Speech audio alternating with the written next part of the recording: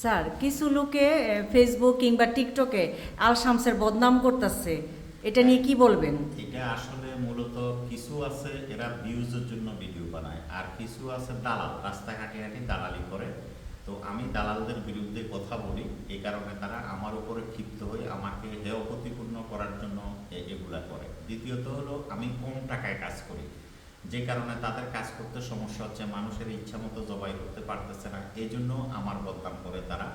আমি তো আরও দিন দিন আমার ব্যবসা বাড়তেছে, আমার অফিস বাড়তেছে এবং ওপেন চ্যালেঞ্জ দিয়ে আমরা অফিসে বসে কাজ করতেছি। তারা তো পারলো না আজ পর্যন্ত আমার অফিসে আসি কথা বলতে বা একটা প্রুফ দেখাইতে যে আলশামসে এটা 2 নম্বরই করছে। Al Shams visa service authentic company. Al Shams visa service কারো বদনাম করে না, কারোর সাথে 2 নম্বরই করে না। আমি কাজের মাধ্যমে উত্তরটা দিই।